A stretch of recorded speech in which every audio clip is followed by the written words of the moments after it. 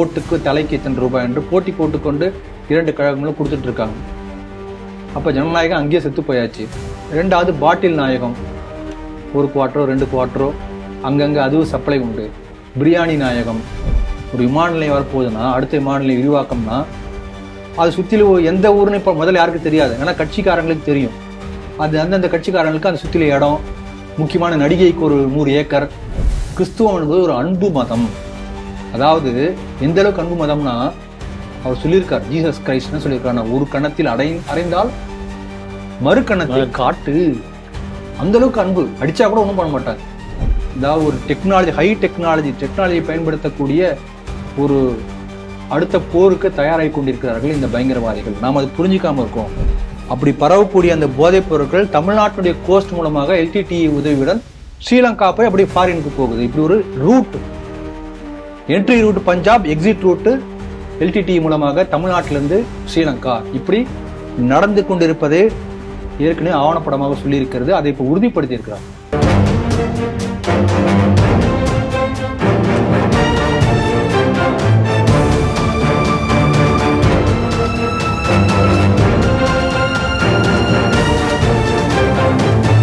Sri TV நேயர்களுக்கு வணக்கம். இன்றைய செய்திகள் சிந்தனைகள் நிகழ்ச்சிக்கு உங்களை வரவேற்கிறோம். முதலில் இன்றைய முக்கிய செய்திகளை பார்ப்போம். கோவையில் மதரசாக்களில் அமர்ந்து வாக்காளர் திருத்த பணி, ராஜா கண்டனம். வனப்பகுதியில் எந்த துறைக்குமே தெரியாமல் நடந்து வரும் மேம்பால சாலை பணி. உன் ஒருவனுக்காக பஸ் ஊருக்குள் போகாது, பூசாரியை மிரட்டிய கிறிஸ்தவ பஸ் கண்டக்டர். இந்தியாவில் பயோவார் தாக்குதல் நடத்த திட்டம், IS ஆதரவு பயங்கரவாதிகள் கைது. தாவூத் இப்ராஹிம் LTTE-யினருடன் இணைந்து தென் மாநிலத்தில் போதை வியாபாரம், உளவுத்துறை எச்சரிக்கை. இன்றைய செய்திகள் குறித்து தனது கருத்துக்களை நம்மிடையே பகிர்ந்துள்ள நமது அரங்கத்திற்கு திரு ராம வெங்கடாதிரி அவர்கள் வந்திருக்கிறார். ஸ்ரீ டிவி நேயர்கள் சார்பாக அவரை வரவேற்கிறேன். வணக்கம். வணக்கம் Rajesh. SIR special intensive revision 10 மாநிலங்களை நாங்கள் பண்ண போகிறோம்னு தேர்தல் ஆணையம் அறிவித்தாங்க. அதன் ஒரு பகுதியாக தமிழகத்திலேயே நடந்துகிட்டு இருக்கு. ஆனால் இது குறித்து திராவிட மாடல் சுப்ரீம் கோர்ட்டில் கேஸ் எல்லாம் போட்டிருக்காங்க. அது ஒரு பக்கம் நடந்தால் கூட, ஆனால் அவங்க ரொம்ப முன்னணியில் இருந்து இந்த வேலையை பார்த்துக்கிட்டு இருக்காங்க.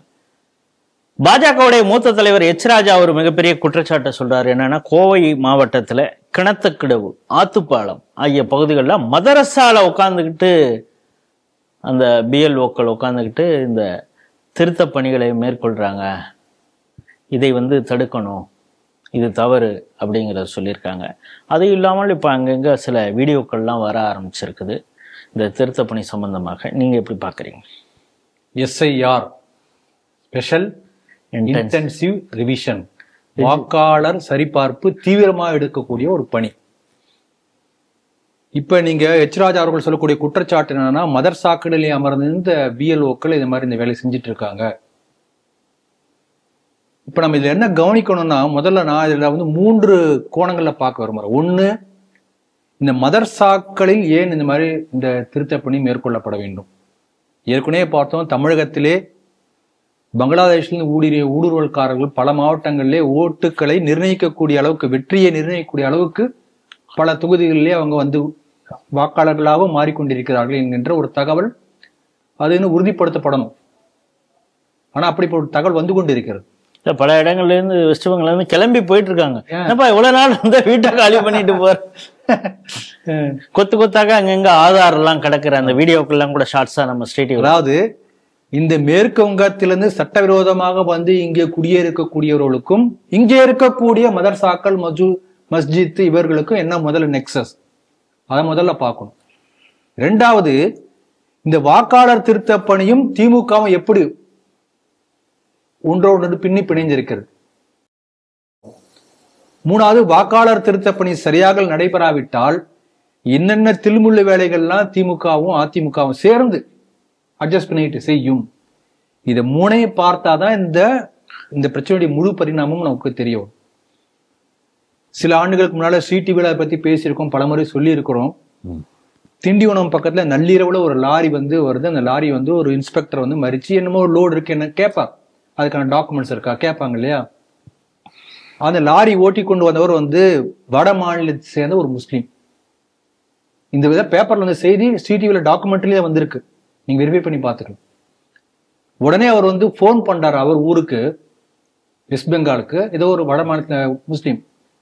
அங்கிருந்து ராத்திரி நள்ளிரவு 12 மணி 1 மணி இருக்கும், அங்க அவர் யாருக்கோ போன் பண்றாரு. அவங்க உடனே வந்து திண்டிவனத்துல இருக்கக்கூடிய சாரம் என்கின்ற இடத்துக்கு, திண்டிவனத்துக்கு கொஞ்சம் முன்னாடியே இருக்கு மெட்ராஸுக்கு போகும்போது, அந்த சாரங்கர் ஊருக்கு பக்கத்துல உள்ள ஒரு மஸ்ஜித்துக்கு அவர் போன் பண்றாரு.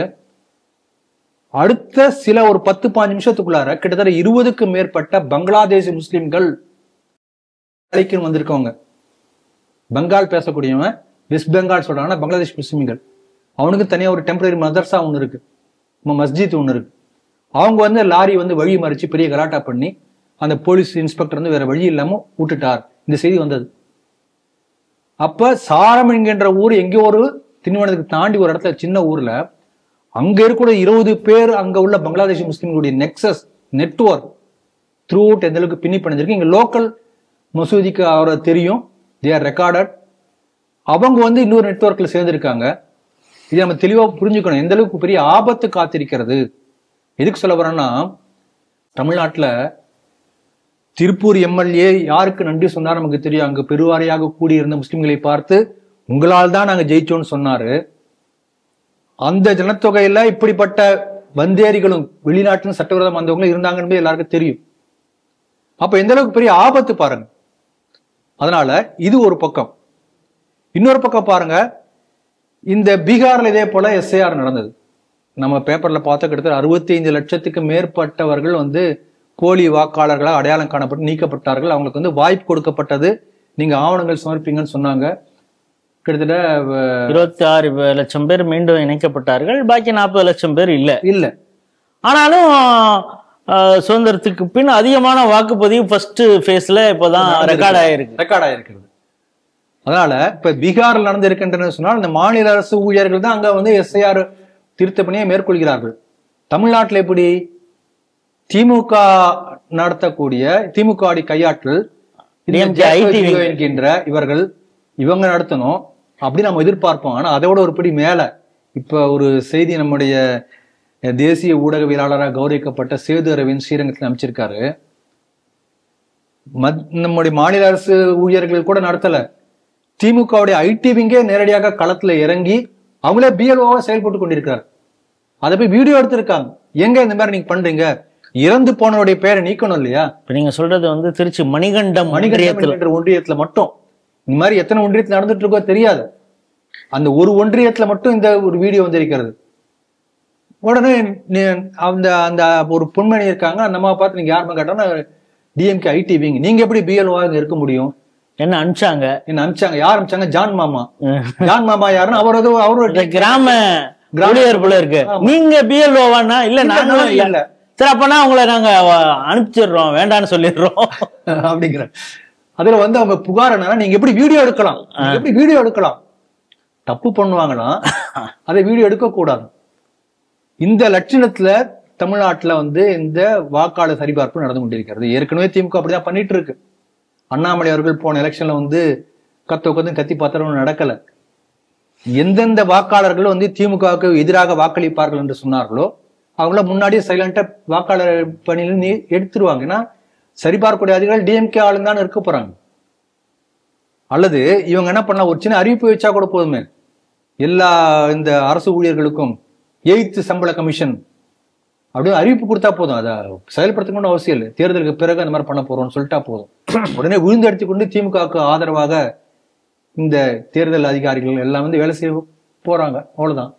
அதனால எந்த அளவுக்கு வந்து இது நடந்து கொண்டிருக்கின்றதை நாம் பார்க்கணும். அதனால தமிழ்நாட்டை பொறுத்தவரை ஏற்கனவே வந்து இந்த ஜனநாயகம் என்பது கிட்டத்தட்ட வந்து பணநாயகம் திருமங்கல ஃபார்முலா இருந்து ஆரம்பிச்சாச்சு.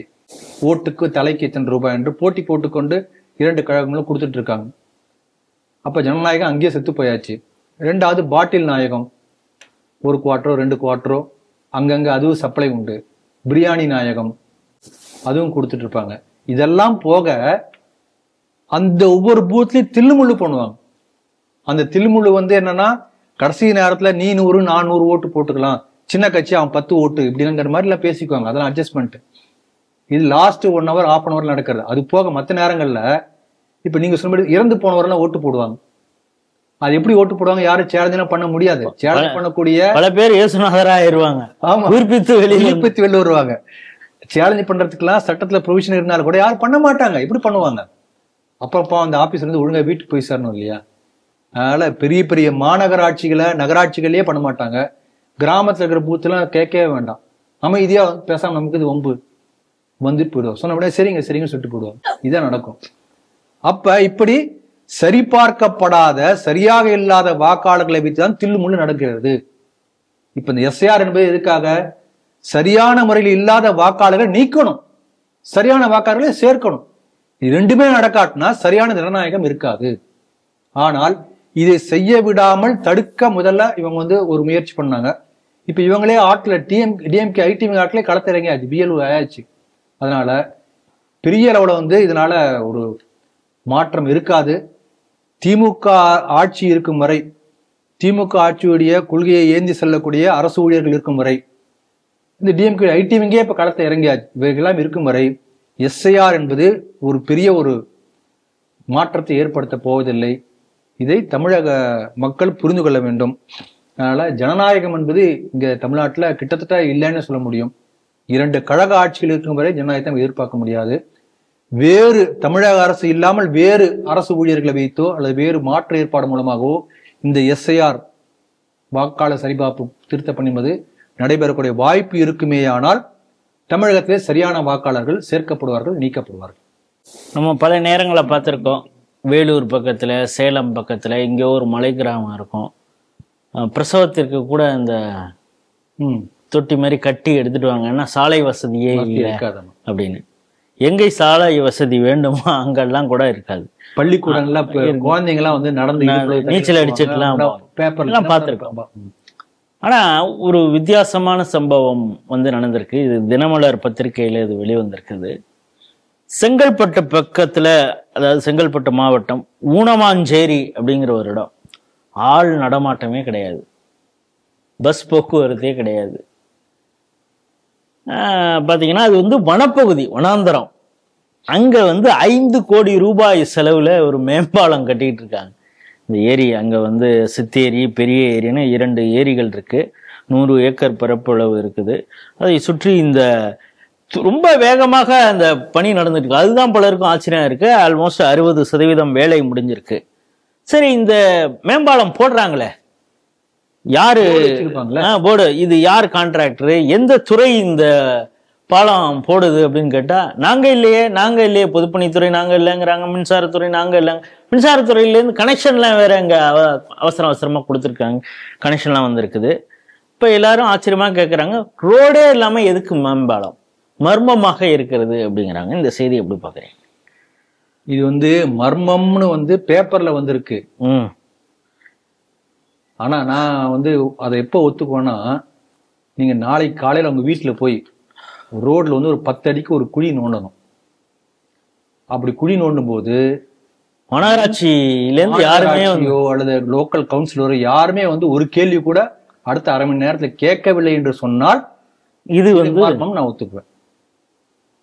ஏங்க, ஒரு கவர்மெண்ட் லேண்டு யாராவது ஒருத்தர் ஒரு 5 கோடி ரூபாய்க்கு பாலம் கட்ட முடியுமா? ரிசர்வ் ஃபாரஸ்ட் ஏரியால கட்டிட முடியுமா? யார் காதல பூங்கிறாங்க? காதல பூ இல்ல, ஒரு பெரிய பூ மாலையே சுத்திட்டு இருக்காங்க. இந்த மேம்பாலத்தை யாரு கட்ட சொல்லியிருக்காங்க, யாரு கட்டுறாங்க, எல்லா துறைகளுக்கும் தெரியும். ஆனா எல்லா துறையும் என்ன சொல்லுவாங்க, எங்களுக்கு தெரியாதுன்னு சொல்லுவாங்க. ஏனால் நடக்கக்கூடிய ஆட்சி அப்படிப்பட்ட ஆட்சி. இப்ப என்ன பண்றாங்க, அந்த இடத்துல ஒரு பெரிய ஏரி, அந்த பெரிய ஏரி கரையை சுத்தி ஒரு ஆக்கிரமிச்சு ஒரு ரியல் எஸ்டேட் ஒரு பெரிய கட்டுமான பெரிய வரப்போகுது. அது யாரும் தெரியாது. அதுக்கான ஒரு அரேஞ்ச்மெண்ட் பண்ணிருக்காங்க. அதுக்கு போறதுக்காக இந்த மேம்பாலம் சாலை எல்லாம் ஏற்படுத்தி கொண்டிருக்கிறார்களா? அது என்ன நீங்க சொல்றது ஒரு ஸ்கொயரா சொல்றீங்களே, அது மாதிரி ட்ரையாங்கிளா ரெக்டாங்கிளாங்கிறது இனிமேல் தான் தெரியும். எந்த ரியல் எஸ்டேட்? ஆமா, ஸ்கொயராவும் இருக்கலாம், ரெக்டாங்கிளாவும் இருக்கலாம், ட்ரையாங்கிளாவும் இருக்கலாம், சர்க்குலாவும் இருக்கலாம். ஏதோ நீங்க சொல்ற மாதிரி ஏதோ ஒண்ணுதான். அதுக்குதான் போகுது. ஏன்னா இன்னும் எலெக்ஷன் வரதுக்கு கொஞ்ச நாள் தானே இருக்கு இல்லையா? அதுக்குள்ளார இதெல்லாம் போட்டு முடிச்சிடணும், அப்பதான் விற்க முடியும். ஆகவே ஒரு மிகப்பெரிய நில மோசடி கொள்ளைக்கான ஒரு ரோடு போட்டு இருக்காங்க. ஏற்கனவே ஏரி ஆக்கிரமிச்சு தான் எல்லாம் பண்ணியிருக்காங்க, நம்ம பார்த்துட்டு இருக்கோமே இல்லையா. இப்ப இதை நீங்க எப்படி பார்க்கணும்னா, இந்த டைடல் பார்க் வந்தது. டைடல் பார்க் என்று ஒரு இடத்தை அறிவிப்பதற்கு முன்னாகவே அதெல்லாம் புறம்போக்கு நிலம், சதுப்பு நிலம். அந்த டைடல் பார்க்கை சுத்திலும் வந்து நிறைய இடங்கள் சும்மா சதுப்பு நிலமா இருந்தது. நீங்க பாத்தீங்கன்னா நீங்க அந்த இதுல இருந்து வேளச்சேரி இருந்து கிளம்பி பள்ளிக்கரணை தாண்டி ரைட்ல திரும்பும் தாம்பரத்துக்கு போறோம். அந்த திரும்புற இடம் வரைக்கும் பாத்தீங்கன்னா நடுவுல ஒரே ஒரு ஓஷனோகிராஃபி இன்ஸ்டியூட் மட்டும் தான் இருக்கும். மிச்சம் முழுக்க வேடந்தாங்கலை போல பல வெளிநாட்டு பறவைகள்லாம் வந்திருக்கு. பெரிய சதுப்பு நில காடாதான் இருந்தது. அவ்வளவு பெரிய ஏரியா. அங்க திருவான்மியூர் கடல் வரைக்கும் தெரியும். நான் சொல்றது ஒரு 30 வருஷத்துக்கு முன்னாடி. இப்ப நிலைமை வேற. இப்ப இந்த மாதிரி டைடல் பார்க்கும் இதே போல ஒரு பகுதியில் தான் இடத்த ஒதுக்கினாங்க. அதை ஒதுக்க போறாங்கிறது யாருக்கும் தெரியாது, எங்க ஒதுக்க போறாங்கன்னு யாருக்கும் தெரியாது. ஆனால் அதுக்கு முன்னதாகவே அந்த சதுப்பு நிலங்களை சுற்றி உள்ள பகுதிகள்லாம் குப்பையெல்லாம் கொட்டி அதெல்லாம் பண்ணி மேடு பண்ணி அதெல்லாம் வந்து அதை பட்டா நிலமாக மாத்தி சில திமுக கட்சிக்காரங்களுக்கு கொடுத்த பிறகு அப்ப அதுக்கு நடுவில் உள்ள இடத்த டைடல் பார்க் அனௌன்ஸ் பண்றாங்க இல்லையா. இப்ப நீங்க பாருங்க, ஒரு விமான நிலையம் வரப்போகுதுன்னா, அடுத்த விமான நிலையம் விரிவாக்கம்னா அது சுத்திலும் எந்த ஊருன்னு இப்ப முதல்ல யாருக்கும் தெரியாது. ஏன்னா கட்சிக்காரங்களுக்கு தெரியும். அது அந்தந்த கட்சிக்காரங்களுக்கு அந்த சுத்தில இடம், முக்கியமான நடிகைக்கு ஒரு 100 ஏக்கர், முக்கியமானவர்களுக்கு முக்கியமான நடிகை, இதெல்லாம் கொடுத்த பிறகுதான் இந்த ஊர்ல விமான நிலையம் வரப்போகுதுன்னு சொல்லுவாங்க. அப்ப ரியல் எஸ்டேட் பிரைஸ் ஏறும். அப்பதான் நீங்கள் அனுப்பி முதல்ல வாங்க முடியாது. இதெல்லாம் வந்து நிலத்தில் வைத்து கோடிக்கணக்கில் பணம் சுருட்டக்கூடிய இன்னொரு கொள்ளை இப்படிதான் நடந்து கொண்டு இருக்கிறது. ஏரியை வந்து எல்லா இடத்துலயும் ஏரியை வளைச்சு போட்டு தானே காலேஜ் கட்டிட்டு இருக்காங்க. பல இடங்களில் குடியிருப்பு வந்து இருக்கிறது. பெரும்பாலான காலேஜ் ஏரியில தான். ஏரிகளின் ராஜா தான் இன்னைக்கு பெரிய ஒரு கல்வி தந்தையா இருக்காரு இல்லைங்களா. அதனால கனிம வள கொள்ளை மாதிரி இப்ப அடுத்த ஒரு ஏரி கொள்ளை. இது நீங்க சொல்லப்படி ஏதோ ஒரு ஸ்கொயரா இருக்கலாம். அதனால கிட்டத்தட்ட வந்து இந்த ஜனநாயகத்தினுடைய தூண்களா சொல்லக்கூடிய என்னன்னா இந்த மாதிரி ஜுடிஷியரி பிரஸ் இதெல்லாம் சொல்லுவாங்க. எல்லாம் தமிழ்நாட்டுக்கு பொறுத்தவரைக்கும் தூங்கி கொண்டிருக்கிறது. யாரும் கேள்வி கேட்க முடியாது. எல்லாருக்கும் தெரிஞ்சா கூட பேசாம இருக்காங்க. கேள்வி கேட்கிறவங்கள உள்ள வச்சிருவாங்க. அதனால ஜனநாயகம் கிட்டத்தட்ட செத்து விட்டது தமிழ்நாட்டை பொறுத்தவரை.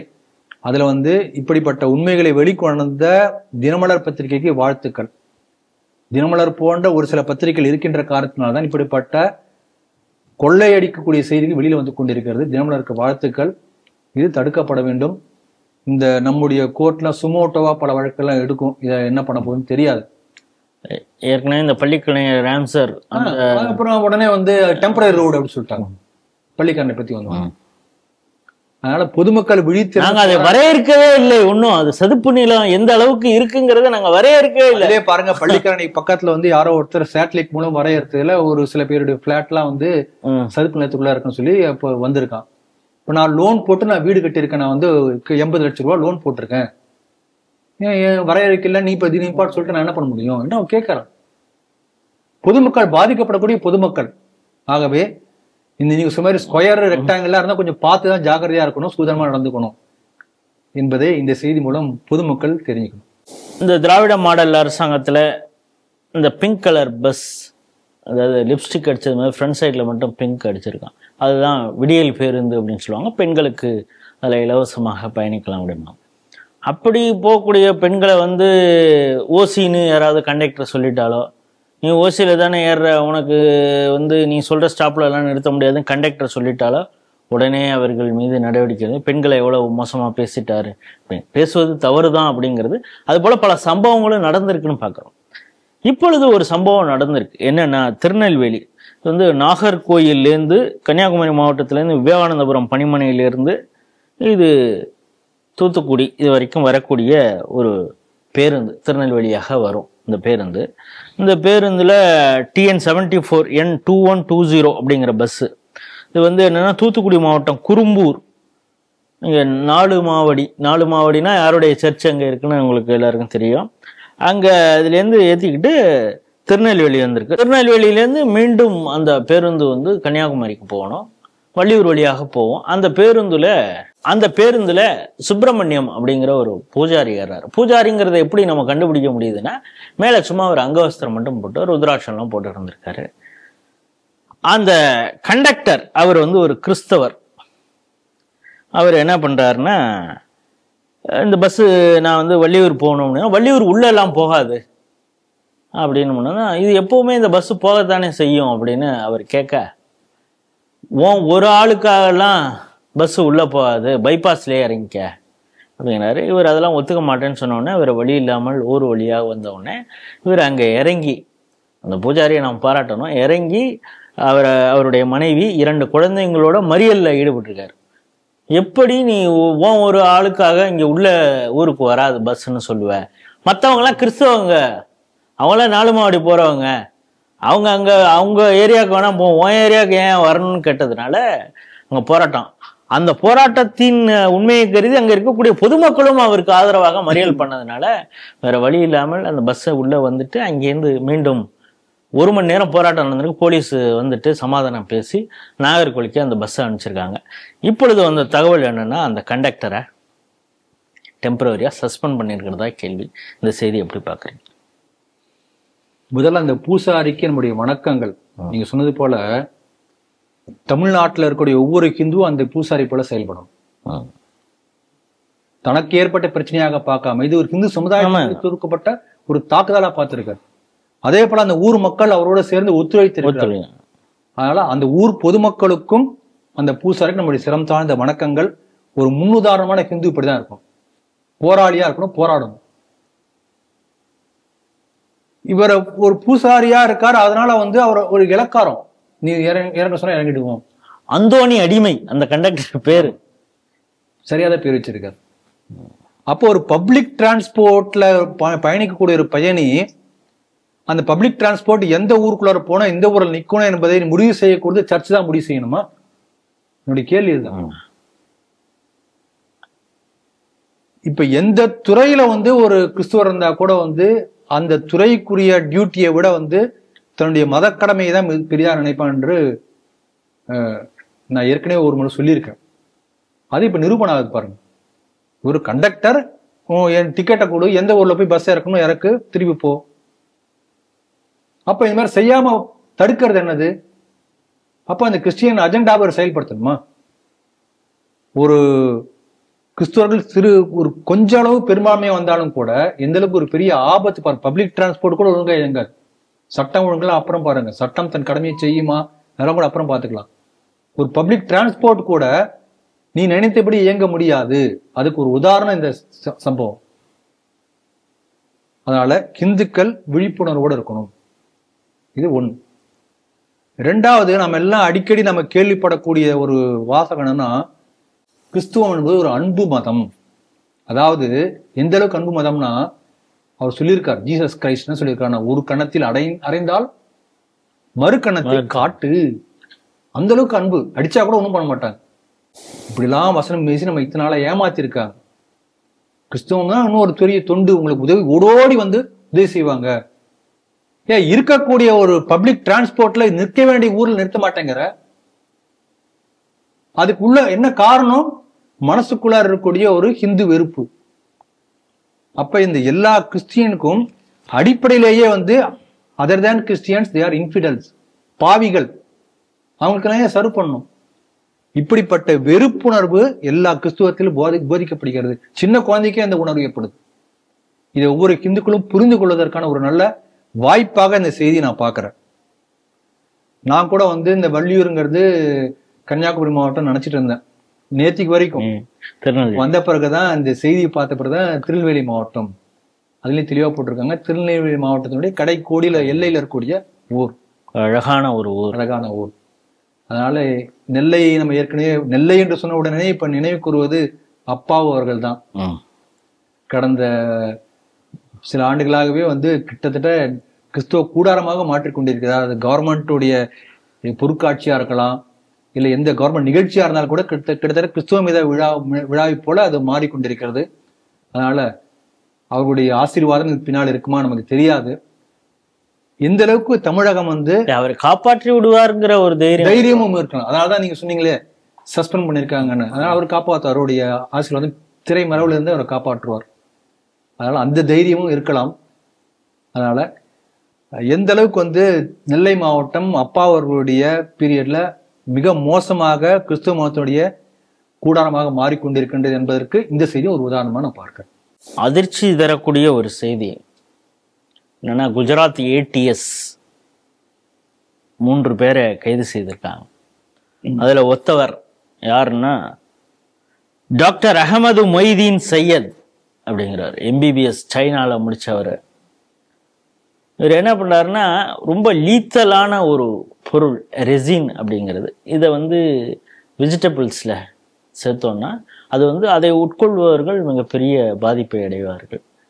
இது இந்தியாவின் மீது ஒரு பயோவார் நடத்துவதற்கான ஒரு ஏற்பாடாக இருக்கிறது அப்படின்னு அவரை கைது பண்ணியிருக்காங்க. அவர்கிட்ட பல தாஸ்தாவேஜுகளை ரெக்கவர் பண்ணியிருக்காங்க. பிஸ்டல்ஸ் இருந்திருக்கு.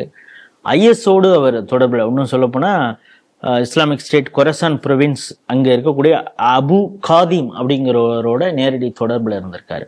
அது மட்டும் இல்லாமல் உத்தரப்பிரதேசில் 2 பேரை அரெஸ்ட் பண்ணிருக்காங்க. ஆசாத் சுலைமான் ஷேக், முகமது சுஹைல் முகமது சலீம் அப்படிங்கிற 2 பேரையும் அரெஸ்ட் பண்ண. ஒருத்தருக்கு 20 வயசு, இன்னொருத்தவனுக்கு 23 வயசு தான்.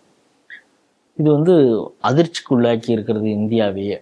ஆனால் ஒரு டாக்டர் ஒரு ஒரு பாய்சனஸ் விஷயத்தை எக்ஸ்ட்ரா கேஸ்ட்ரால் பிளான்ட்லேருந்து எடுக்கக்கூடிய அந்த சப்ஸ்டன்ஸு ரா மெட்டீரியலை வச்சு ஒரு பெரிய விஷம், அதன் மூலமாக பெரிய பயோவாரை ஏற்படுத்தக்கூடிய ஒரு மெட்டீரியலை அவர் உருவாக்கி இருக்கிறார். இதை ஃப்ரூட்ஸோடு சேர்த்து பலருக்கும் விற்பனை, அந்த மார்க்கெட்டில் அது கிடைச்சிருக்கு அப்படிங்கிற தகவல்லாம் கண்டுபிடிச்சிருக்காங்க. இதை எப்படி பார்க்குறேன்? இதை 2 விஷயங்கள் கவனிக்கணும். ஒன்று is a doctor from China. இங்க இருக்கக்கூடிய இஸ்லாமிய மத அடிப்படைவாதத்தை எப்படி சைனா தனக்கு சாதகமாக பயன்படுத்திக் கொள்கிறது, அது இந்த செய்தியில் ஒரு பக்கம். இன்னொரு பக்கம் இஸ்லாமிய அடிப்படைவாதிகள் எப்படி know how they get from China, அந்த பக்கமும் பார்க்கலாம். இது பாருங்க எந்த அளவுக்கு பெரிய ஆபத்து. ஒரு குண்டு வச்சாலோ வேற பயங்கரவாத செயலில் ஈடுபட்டாலும் தெரியும். இப்ப பாம்பேல குண்டு வச்சாங்க தெரியும், பயங்கரவாதி வச்சாங்கன்னு தெரியும். இதுல என்ன ஆச்சுங்கன்னா, சைனால உங்களால ஒரு முஸ்லீமா கூட காட்டிக்க முடியாது. அந்த இடத்துல எம்பிபிஎஸ் படிச்சிருக்காரு. தன்னுடைய இஸ்லாமிய ஒரு ஐடென்டிட்டியை கூட வெளியில தெரியாம கூட அங்க படிச்சிருக்கலாம். ஆனா இங்க எவ்வளவு பெரிய அடிப்படைவாதியாக அவர் செயல்படுறாருங்கிறதும் சேர்த்து பார்க்க வேண்டியதா இருக்கு. இல்ல, இப்படிப்பட்ட அடிப்படைவாதியாக இவர் இங்கு செயல்பட வேண்டும் என்பதற்காகவே சைனால படிச்சிருக்காரு. இதுல உள்ளுக்குள்ள ஒரு அண்டர்ஸ்டாண்டிங். இதே முஸ்லீம் உய்கூர்ல பேச மாட்டார். அதுதான் சொல்ல வரேன். அந்த அண்டர்ஸ்டாண்டிங் தெளிவா இருப்பாங்க. நாம தான் தெளிவா இல்லாம இருக்கோம். சில ஆண்டுகளுக்கு முன்பு ஸ்ரீலங்கால இதே போல ஒரு பெரிய கிளர்ச்சி வந்தது. அங்க இருக்கக்கூடிய கடைகள்ல பிரியாணிகள்ல குறிப்பா கருத்தடை மாத்திரைகளை கலந்து இந்துக்களுக்கு மட்டும் குடிக்கிறார்கள் என்ற குற்றச்சாட்டு வந்தது. தமிழ்நாட்டில் இதே போல பிரியாணி கடைகளை விற்கப்படுகிறதோ என்று ஒருத்தர் சந்தேகம் கிளப்பின ஒரு அரெஸ்ட் பண்ணாங்க. உங்களுக்கு ஞாபகம் இருக்கலாம். இதெல்லாம் நீங்க பொருத்தி பார்க்கணும். ஸ்ரீலங்கால ஒரு பெரிய லெவல்ல அது நடந்தது. கருத்தடை விஷயங்கள் வந்ததுன்னு ஒரு இஷ்யூ ஆனது. அதே போல தமிழ்நாட்டில் இருக்க முடியாது எப்படி சொல்ல முடியும் என்று ஒருத்தர் கேள்வி கேட்ட உடனேயே அவர் கைது பண்ணாங்க. நம்ம எதுக்கு சொல்ல வரோம்னா, இப்போ ஒரு சோபிஸ்டிகேட்டட் டெரரிசம், அதாவது ஒரு டெக்னாலஜி, ஹை டெக்னாலஜியை பயன்படுத்தக்கூடிய ஒரு அடுத்த போருக்கு தயாராகி கொண்டிருக்கிறார்கள் இந்த பயங்கரவாதிகள். நாம் அது புரிஞ்சுக்காம இருக்கோம். போன செய்தியில் சொன்னீங்க அபூபக்கர் சித்திக் பேசணும். அதுல ஒரு விஷயம் சொல்ல மறந்துட்டேன். இவர் அந்த ஆந்திரால அபூபக்கர் சித்திக் ரியல் எஸ்டேட்ங்கிற பேர்ல பல டெரரிஸ்ட் ட்ரைனிங் கேம்ப் நடத்திருக்காரு. பல சைத்திட்டங்கள் தீட்டிருக்காரு. அந்த சைத்திட்டங்கள் எல்லாமே டிஜிட்டலா வச்சிருக்காரு. அதை என்கிரிப்ட் பண்ணி வச்சிருக்காரு. டேட்டா என்கிரிப்ஷன்ங்கிறது ஒரு சாதாரணமான விஷயம் இல்லை. இட்ஸ் டெக்னாலஜி ரிலேட்டட் விஷயம். அவர் சொன்னாதான் நம்ம ஓப்பன் பண்ணியே பார்க்க முடியும். இப்ப எந்த அளவுக்கு டெக்னாலஜிக்கல் வார்ஃபேர் நடந்து கொண்டிருக்கிறது அதை நம்ம கவனிக்க மறந்துடுறோம். படிச்ச டாக்டரு இல்ல ஒரு பெரிய நல்ல படித்தவர், இப்படிப்பட்ட ஆட்கள் தான் சமுதாயத்தில் நல்ல மதிப்புள்ள ஆட்கள் தான் இப்படிப்பட்ட டெக்னாலஜிக்கல் வார்ஃபேர்ல இறங்கி இருக்கிறார்கள். பெங்களூர்ல ஒரு ஐ டாக்டர் ஐஎஸோடு தொடர்புல இருக்கிறாருன்னு அரெஸ்ட் பண்ணாங்க. அதனால நம்ம அது விழிப்போட இருக்கணும். ஏற்கனவே பார்த்தோம், தென்காசியில் ஒரு மரக்கடையில தீ விபத்து ஏற்பட்ட போது அசாதாரணமான வேகத்துல அந்த தீ பரவியது. அதை பத்தி சிடிவில நம்ம டாக்குமெண்ட்ரிலேயே சொல்லியிருக்காரு பாலகோதம். அதுக்கப்புறம் கேரளால ட்ரெயின், அதேதான், 2 ஒரே மாதிரி மெட்டீரியல். சென்னையில ஒரு துணிக்கடையில வேகமா எப்படி தீ பரவினது. அதே போல அசோத்தாமனுடைய அந்த ஆபீஸ்ல, அதாவது ஒரு குறிப்பிட்ட வேகத்துல தீ பரவும்னா அதை விட பல மடங்கு வேகத்துல பரவ காரணமா இன்னொரு கெமிக்கல் சேர்க்கிறான் அந்த பெட்ரோலோட.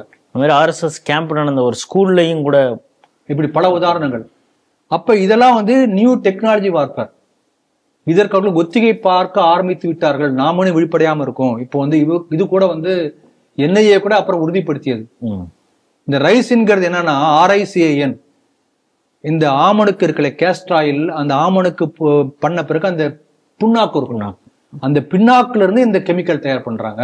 ஒரு எண்ணெய் மாதிரி எடுக்கிறாங்க, எண்ணெய் மாதிரி எக்ஸ்ட்ராக்ட் பண்றாங்க.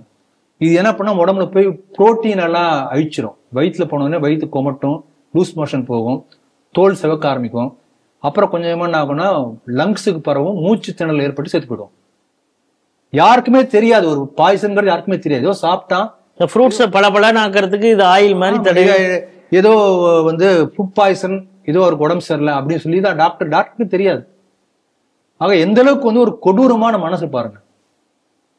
இப்ப நான் புற்றீசல் மாதிரி பல இடங்கள்ல வந்து பிரியாணி கடைகள் பெருகி கொண்டே போகிறது. பிரியாணி சாப்பிட்றது, அது கடையில பிரியாணி சாப்பிட்றது, அதுவும் குள்ளா வச்ச அந்த பாய் கடையில ஆம்பூர் பிரியாணி போட்டிருந்தா அங்க போய் கியூ நின்று சாப்பிட்றது, ராத்திரி 1 மணி வரைக்கும் போய் சாப்பிட்றது, ஷவர்மால பல பேர் செத்து போனாலும் நம்ம ஆளுக்கு புத்தி வர்றதில்லை. அப்ப இந்த பிரியாணியில இதை விட்டுருங்க, இந்த விஷயத்துக்கு வரல. இப்ப இதோ ஒரு கடையில வந்து ஒரு ஸ்லோ பாய்சன் கொடுத்தா இருக்கா தெரியுமா?